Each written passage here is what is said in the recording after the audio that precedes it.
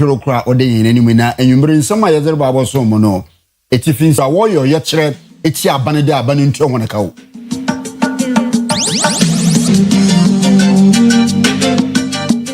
afi aban sika odhwe inide fedo beye emfi edu enumuni a no ye si de kro na chire impasua eduawotwen abane pejam akosi du enum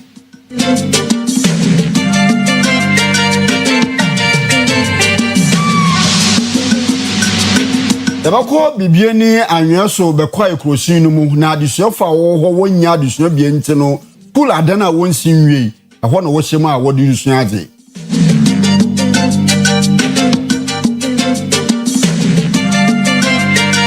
na wo Indonesia manimu na rewo sam de school dan bi ebuegu adesuafo wono do a bebre na re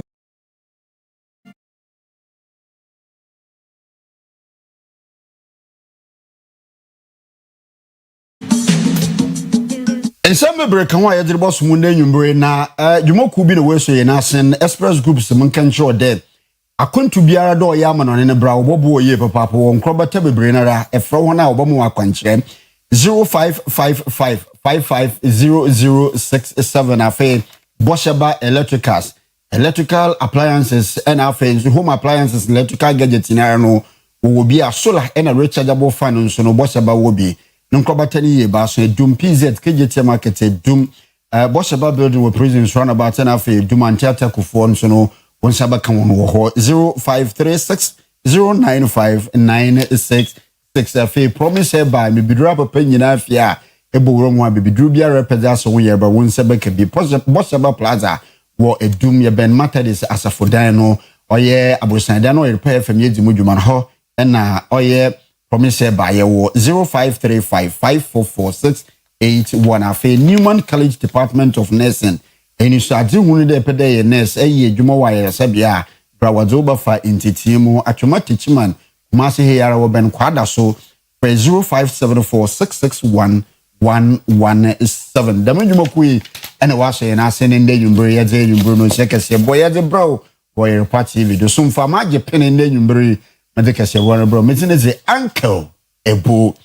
baini afi yemfa ensem ne munchiremu enfamdamo ade achechefo bia wo omane Ghana wole chiremu de wa kire ade bosun esun enanambore na nso abane ntwe wona kawo inde watu wo hugu nkran bontene do yo ye kire de abane de ono de aho kire abre ho ne ye papa ni sesu nti abane hwe no ntwe wona kawo Empresso na any GS in paying for sending na asama okache ya ne se financial clients anyho enti yantu ebo omubetu eka de ma ebufo kraba ye mu ni se before oyebe ready media budget no Minister for Education catch ye say we have been captured then you will be paid the following month which is August ni twem yantehe obi anso amabonten ameka bibiantre enti ye yadwene se bebo Minister of Education biem ye bo Minister of Education nso no ye ntimi enya entie biem from wo de oguso omo kan say there is no financial clearance sekere nyina ne say sika bia nda ho a oso mutimi di cheka na so se sika bia nda ho de a adenti na etimi tue bi muka na ye tue iris nyina ka ho na sanka ne papa mu no senka sai sika ne kwan kada ho no ebeso achechefo ni nyina a wuntia ne 2 months mpo na obi nya bi sika ne bi nya dai emfanto no ho na utimi tue ebi mu iris nyina na ebi mu nso de oyedai want you cry. So please, we are urging that the president and his people should help us. Please, they should help us. This is our solid 9 months. October will be our 10 months, which we haven't paid. And that even the school, we have to even borrow student loan to even pay for our school fees. Now we have to pay the student loan. We don't even have it. So now even the student loan transfer, they have been calling us, disturbing us with messages that we have to pay it. We don't have to pay. As at now, I'm supposed to pay again. Where am I getting the money? Even the monies I've paid, I've borrowed, they are attacking taking me back to pay the debt. I also borrowed the money thinking of what? Salaries will come, then I'll also do what? Use it to pay off my debt. And up to date, nothing has happened. And we were what? As at now, people are calling me here and there to come and pay my debt off. Where do I get it? So I'm pleading with the president to please help us.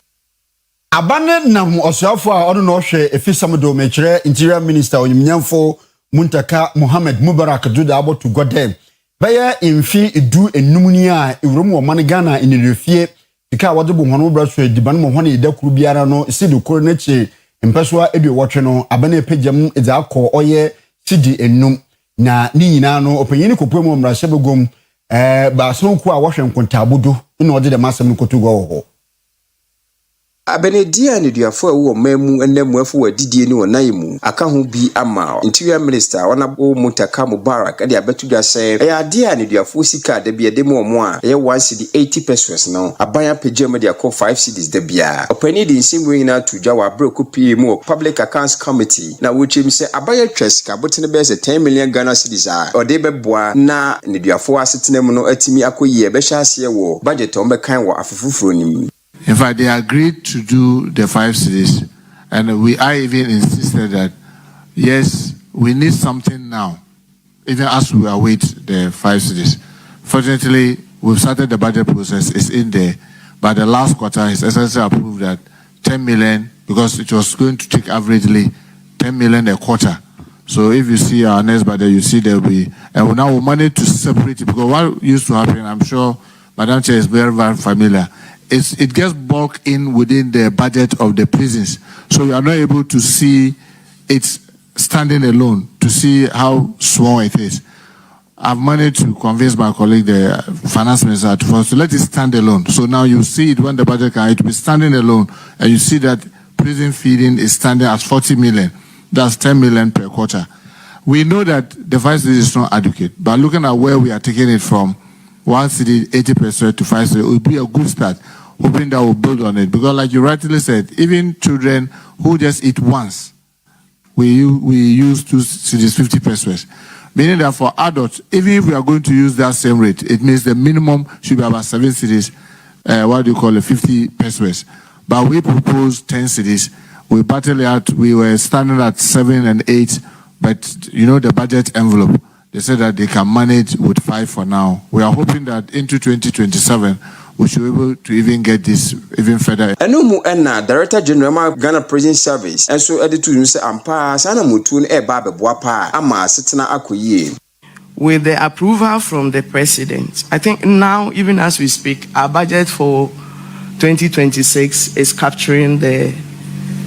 5 cities. What we need now is the amount to be released for this last quarter, and efforts are being made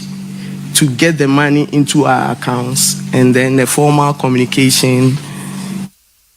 Enzema kwanta ye broni bia ewromu obibieni anwaso bekwai krusi nimu a oho na wolichirem de adusuafo a oho wole breyi papa ne sentin de wonya adusua bia anade edana wosua de wom ne sesunti adana wolisi na nka wosua de wom a wonwie no onu mu na de ma beru wotim a wodirisua ade. Asku for mo frey eche wonsemu achansam trofo no mo kire se edan ya wono mo etie enso mu na eyasem awia so bo a eyasem ni nyina no agise wono mo epon sesa wonkukun kaka ekofie na adisua no wom de si bebia wono mo aduru na esanse edan ya wono mo etim no yenwie edan ne ye moso empuma eni dan no sanso ene pono ena dan na no te wono mo eche wonsem no achi no kra no awo wono mo etimi bo wura dan no sanso ene mo abi te se nwan ene wona waka no abere bi omo pe bi omo bo wura dan mu a eha wono mo adwene papa say ene mofra no de tudwa se awia bo a se ne ahang sinkata yie awia chi yie pa ti amoso abrene guso enso beto na semfreme ya ne yi nti se enso so to aji se dwane ko ada class no eko e show ma yele hinso nti na se eti na se ba na hanso a chaka yentimi sia ya ese yele yakon chama disia no entimi nko so yi se da omu wie omu boss wow shebodi ya wo ya kitwa obi adaroma na dia ma chire for ni so omu fan chire na die Omu brave pa. I just for omu bomb modern, but one name. Yes, some of the other boy near service unit in your queen next phone so angry. Miss Linton for some bed dynamite. Now, you share that to sell more new clothes. Naming I answer about. Enwachino headmaster owo Nziman Kwanta JHS Waki Kojo Romanus ono so ekasa na o kire se enka ne no mo dan no kra na yentabodan eno no na nka won mo ani je ho tena mu saa so munim sese ne be ya na eno no na eye emrahye bedwani a aban esesa ye wafiri so no ebe pa so ejurgu fom ye se wo siwe ede ama wo mo a fofia ntoata enen ono mo aka ensensen mu. Initially no o start project na ye nyantie se ye former MP mum onwane sika na odi ye na se onwane sika na odi ye dia mira bisira no Nziman Kwanta MJHS babia project na koduri ye hiamwa onfa ni honde na odi start ye no onfa meboa Nziman Kwanta MJHS era ho se insuta say ye teachers for crying we are just sitting under the shade we are saying we need any other alternative via into the Sredeva Kwame can say former MP approaches why are there into mesre stakeholders opinion leaders will be all paper say in terms of development on far beboye say anya hwe kra omutumi bifuma ya ye betumi atinamusa ye benden.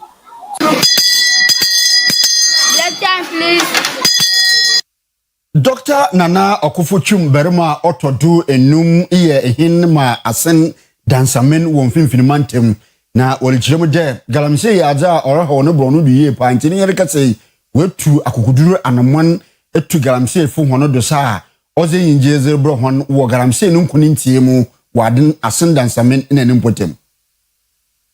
Nana Okonfuchum Berma Otosunum, walk up Rabono, one Nana Numbi, any penifonu be a one more ewo security agencies nibi, eka hon and our coye, and no moon and Nana Ekasan watcher say, and one pa say, Sabia hono, baby I could be catching and say, ye betu galamse or hoda, and Kawan Jinny, Neso ene, galamse, Jume dear, Ejo afa, Akoya hometism edi amano. Ah, one no, who say, Nana no himanum be Eshashase, and I want more than Sasson Emma galamse for one more A2. Was it so share a year as Santa Maria? Otunfo say tutu abebio ne dwumadie ene nana motu a wotu editia galamse dwumadie na eye nefe enu nti obesra ahemfo no mu a waka nyina se won mo ensua yewura otunfo say tutu na dwumadie shonko a wodie so obebra galamse no won mo nyina betumi ayebie na wono ankasa wokasa de enya de obetumi atrasa ayehwe han ama galamse etimi asai omanfo asai won mo ensuo ene wono baye sa sei anode tudwa ade ba ko amete ya eye ma bofo nte ya se ohima bi afa na benakena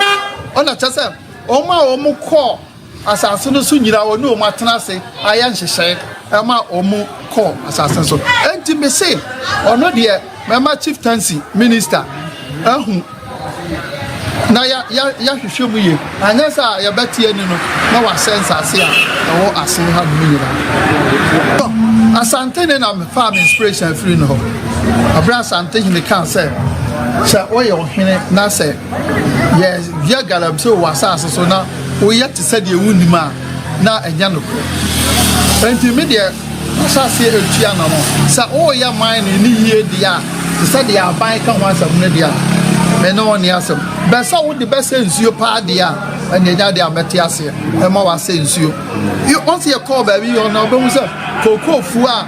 aya kama o ma tumi nyina ya no so no enya de a ya beji atumusa eno akire no sakasa ya wo kire se Ghana mampani His Excellency John Dramani Mahama enema odi agugu akwan so se okun atia galamse dwumadie no eye ne fepa no nti obona baso yewra dem and amaya otu about illegal mining ne galamse aya di se nsuo ni at nyama se for no atoba se ye nana no mahemfo don so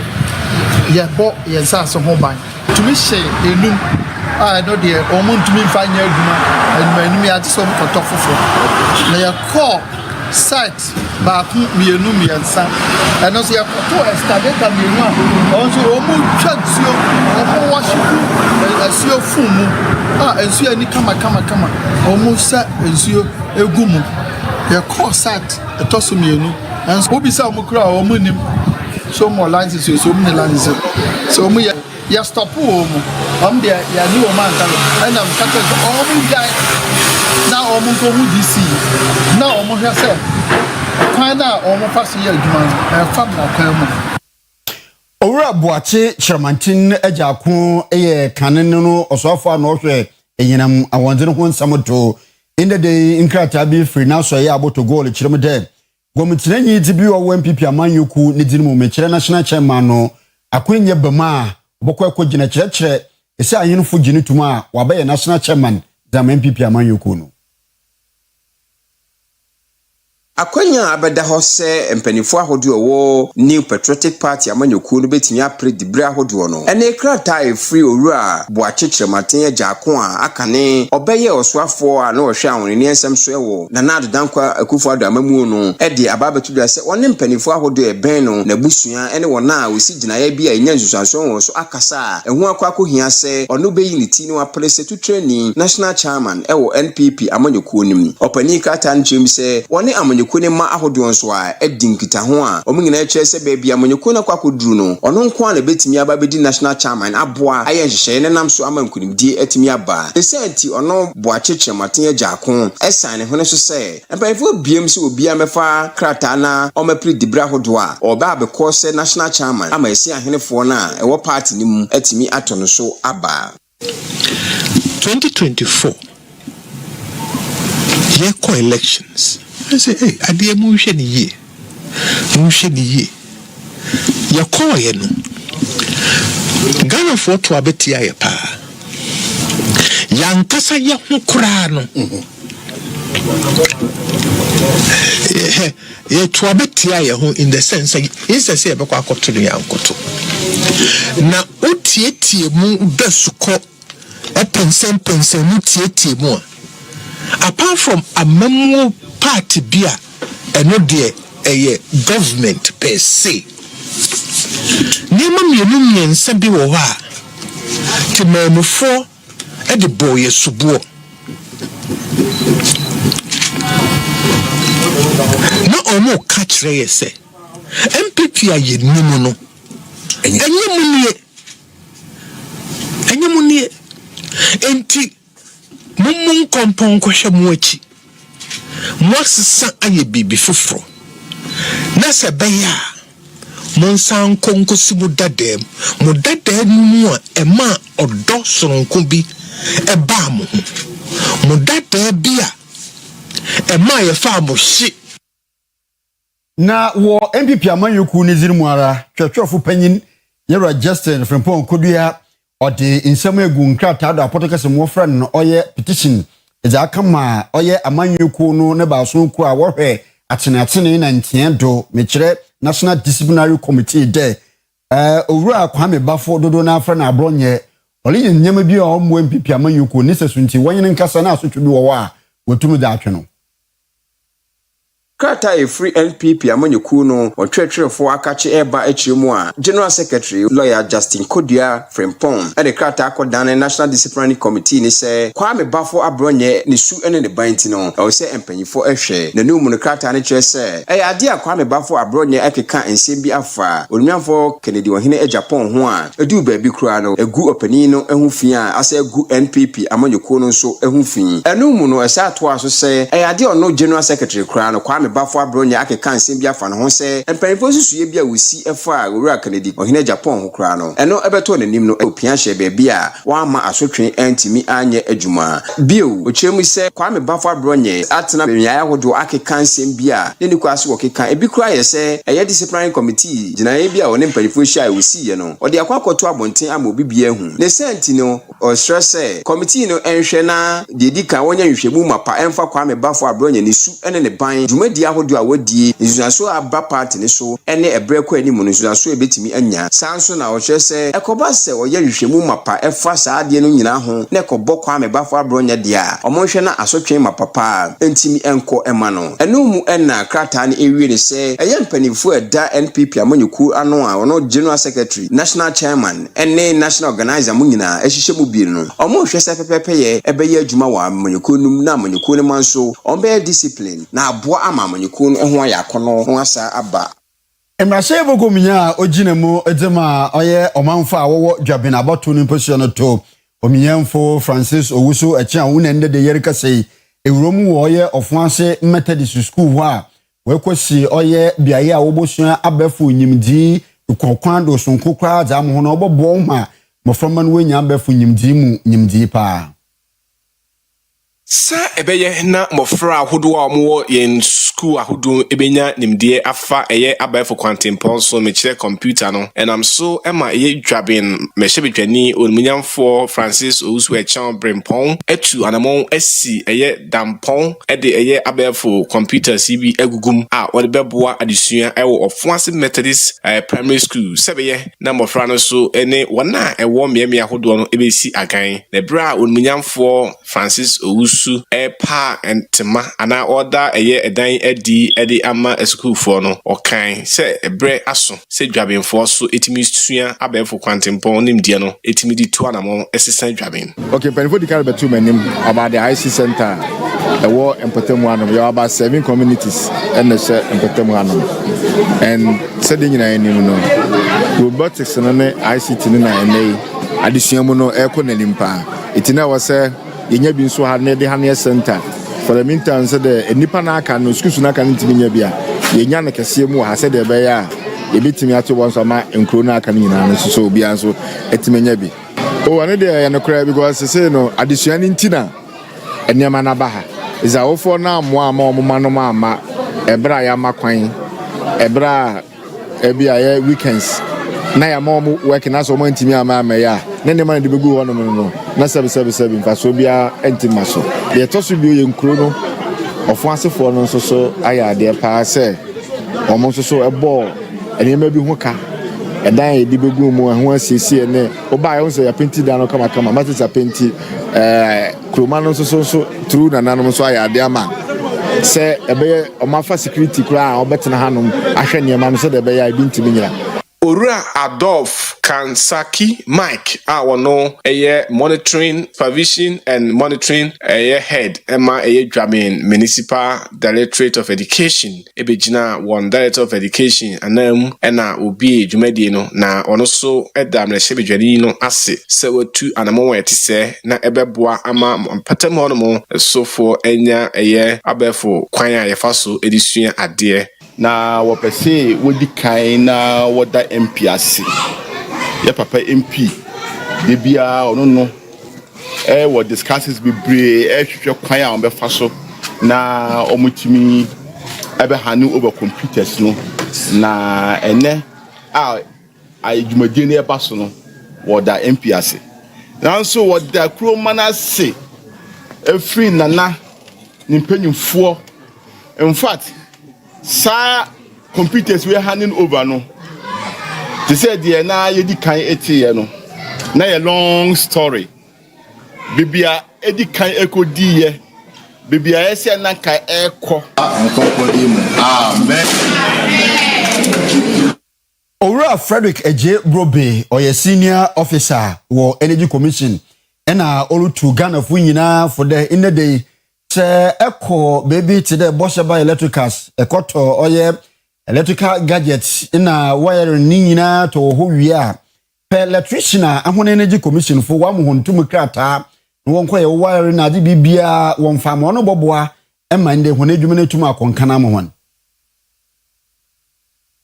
Energy commission na ya kwankwaja soma e to so aduonu miensa de ama nipa ahenu eni aduonu miensa enumu enam senior officer in charge of electricity and natural gases at Energy Commission Mr. Frederick J. Brobe ekasa na wo se Ghana fo nyina asem yemfa obi owo nkrata and dia dance obetimi ya light ho adwuma we yemfi ahodro mum se de be ya ebebo ajapade eni akra ho ban the time you this we buy and say yeah see me so say and maybe you should need a social dose but yes a hash na sa time na abai wo no say yemfa emrebe ngukwan se de be ya emfa obi akeke enkonko ye why we memwa na yebema omo a omo nimde anase do omo fantasy no wetumi ababeye wiring and we see ya so ni be say Energy Commission say yen na yemma nkrata na say abodi nkrata wetumi edia ye adwuma I find a license here. Your relationship with electricians as Energy Commission is just like that of DVLE. Energy Commission is more like a licensing body. Now, you didn't say electrician the bar near the exams. Exams is organized by CTVET. It's you don't find exams on car. Never the crata says, "Sam, for food, and on between me, I hear." Mr. Divine Oseminta Ashanti Regional Chairman at the Ghana Electrical Contractors Association. Also at the destroy to Abino enim. Yes, Abino say any all other stakeholders, the authorities in say. Yes, among whom they say different building contractor be more or done contractor. For the nation is the electrical side and the plumbing side. On from the electrical side, now the electrical contractors yes. Frederick Akwele Pinto ono na dwumadi ni mu nyina ye bo na ba so se ono na ayere ne ho pa wo anyema omkosua ye ni nyina mu ono so ekasa ehye ma nyina enkran why are you just maybe although it's no dominated course but as long as there is a tendency, is what men can do, women can do better. So I encourage all females to engage in the male-dominated courses, and they'll go far. I am for in a omanfa wo HM amanfrum wokowu afam plains in the day wabo ho modini ye pa wode dwumadi bi asesedo wode ajeje nkaka nkan to boa potokase wo fundraising na wode boboa ema bambo ho nsam no mu ayedzini ye pa e wo hone mpotemu ho so baby you know akromfo atisi yeso wo promotional anya se na wake ba na akromfo abakuyo mu na ndebede mane fo isu hotel yesi nya police station mane fo azu bu me se yakwati eno me no ane ahai ndiye yese the one for here na ya police kakra ayi dia start e background and police campa sheda tutu yema ene na so aye kumpe na usapani se ya kwa mfu ya bana say yi kwetia check na tuso ndio say ya na mwa mayibe o to so yi sisi kwetia adofo so kwa na santi for you na sisi chi ayi bi kwetia ya bachi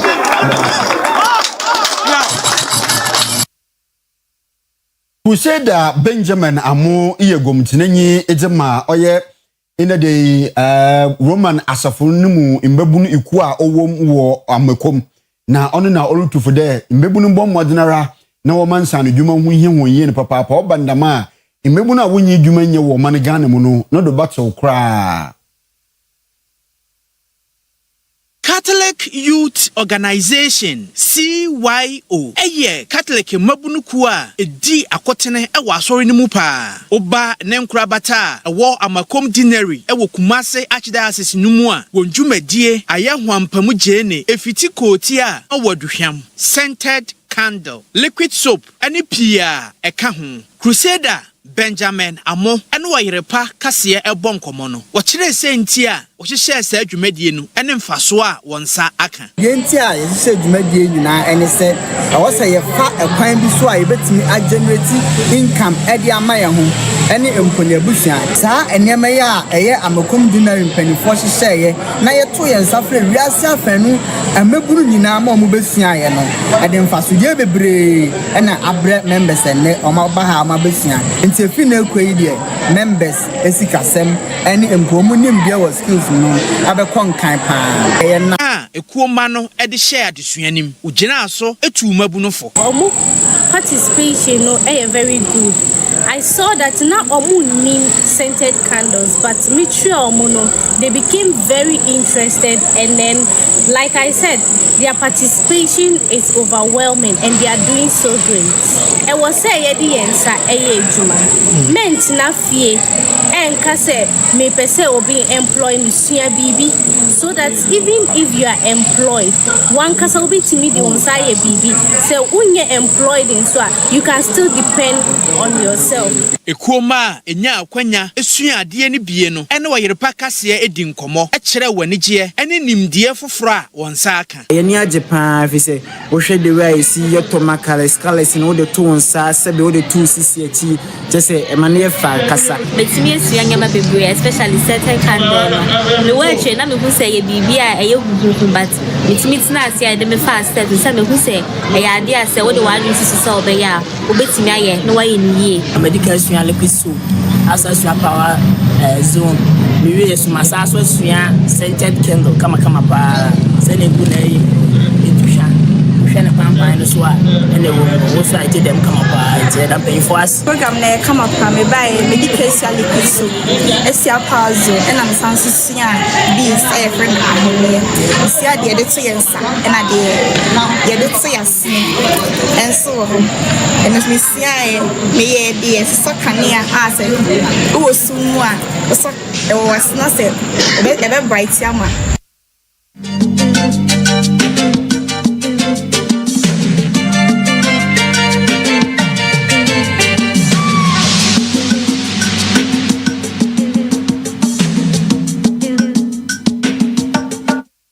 Yemfa eguzimu nsem entua kasebodo do emfama mu a na afi aban akwengi a watu idesu ha obo masika baba no fotum no tumodi yesika no nso no inde de nso no ebi abotomu a opepepe ba se ne kira hanani de wotwe esia ne kira 3.464 billion Ghana cedis in the treasury no abane de nyimuska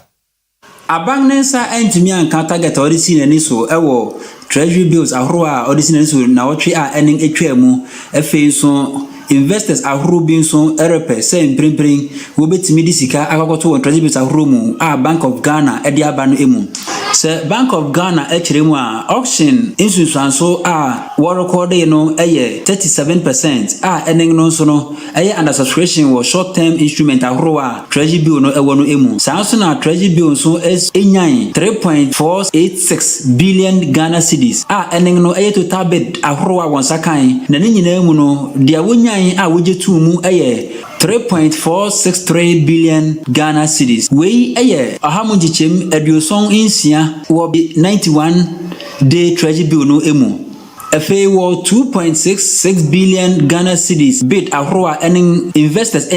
tender ye no ening nso wonsa eka emu 2.65 billion Ghana cedis efe 182 day treasury bill ahroa so sika wonyan eye 705.7 million Ghana cedis ena investors tender a ening nso no estimated bid a ene woje tumu eye 695.3 million Ghana cedis. Samsung ena 364 day treasury bill ahoro no sika a investors tender eye 119.5 million Ghana cedis na emu 116 million ena Bank of Ghana etimi eje tumu ewo treasury bill tender no emu.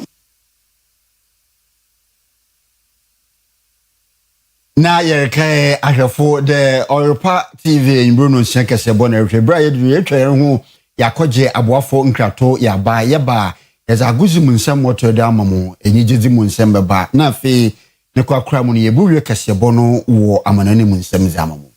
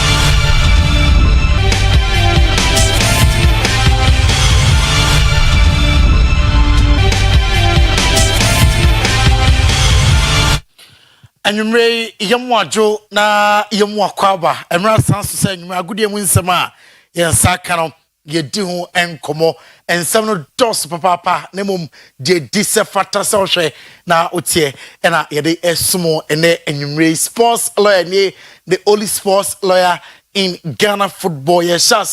Efi Honorable Kofi Adams Nasuye Sports and Recreation Minister. They are tuja say Ghana Central African Republic, Ghana Comoros. Eno eye imwakensi ayebo ahead of the 2026 FIFA World Cup. They are running against Central Republic. Ewa where yetimi are qualified for the 2026 FIFA World Cup. What's a budgeter Ghana Football Association? Amuna matina situation tuntuno fair.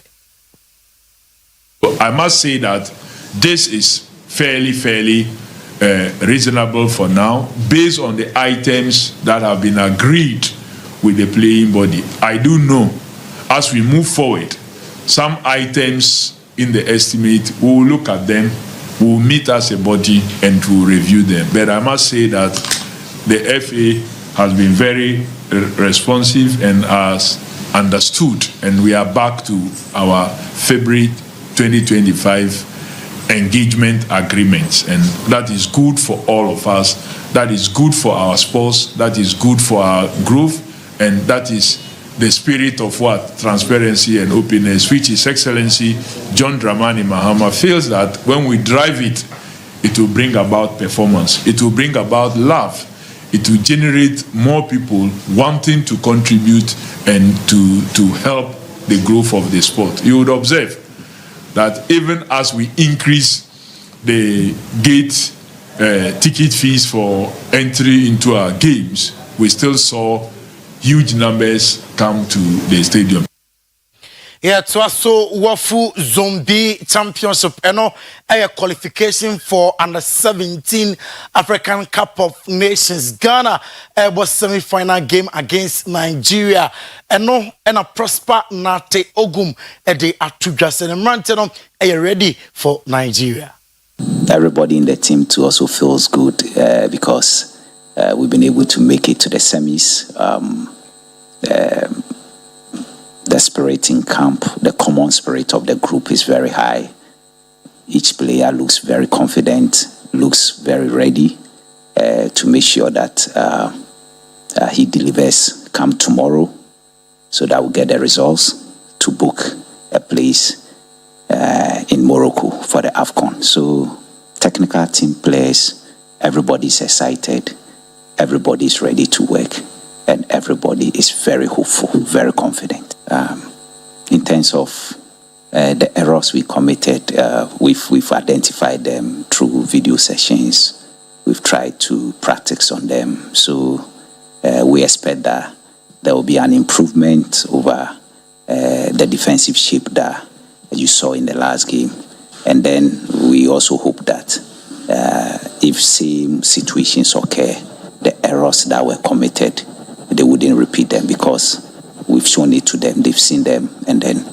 we have practiced them to correct. You didn't come out with Nigeria under 17 national team no, and on a Mensa Kagawa at the Atujas Nigeria there. I'm gonna Ghana elbow gota football cry. Yana Eddie. Sana game we be name omocha nim couldn't no ebe Nigeria there.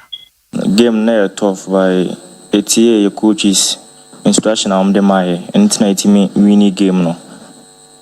After game na Kofi yetimi nya enough rest and almost omi your mistake or parking so na the tray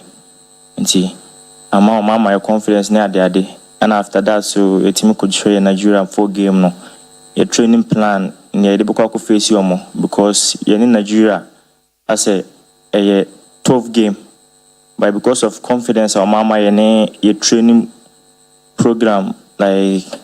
high intensity na high nti so yeji ni o ma say yeji tum say ebetima boy ma yetima win against Nigeria no. You know I can say Swedro or Blacks and ADB and your partnership and MD Mr. Sapon and they are to just say a long-term partnership if only say Swedro or Blacks remains in the Ghana Premier League. from season to season. So what we have decided to do is not to put to leave it open and run it for as long as we can, as long as the team continues to be in the Premier League. And we are hoping that for as long as they are in the Premier League, the Agriculture Development Bank will continue to support them to try. We want them to win the Premier League. That is our objective, is that to support them to win the Premier League. So this is one of the relationships that doesn't have an end. As long as we are both doing well, it is mutual understanding that we will continue to support the club. Missy Fem, name UEFA Champions League group phase no match day 2. Toja and the 2 games about na we Club Brugge edikan to Chadekane ewo Jewish Stadium Bergamo amfa Atalanta ashomo eka mienua omo etimu bako Real Madrid akopiemu ewo Kazakhstan amoche Karat Almaty eshomo 5-0 Eduardo Camavinga Hendrick enya goals nibi and afi the man Kylian Mbappe Lotin abo hat-trick amatim no. So that is all for sports and then you sports lawyer nie the only sports lawyer in Ghana football na nama intifo ede enigide kase eso. Adesimamba Mamajo Emma Kwaba eba kase isu ebre dru suyi eye enigide kase ebre medin ede na nama intifo na wotwe mu na kumase wonam street no so de obeti na eye rapaholic concert ni na esa akode rapaholic the homecoming na ode be share so na anano memenda na nya asem ketwa o stadium ensuo toy enso boys and girls ni omo se omo ntija omo kogina omo nan so ye show performances ahodo asa akode any artist no e performing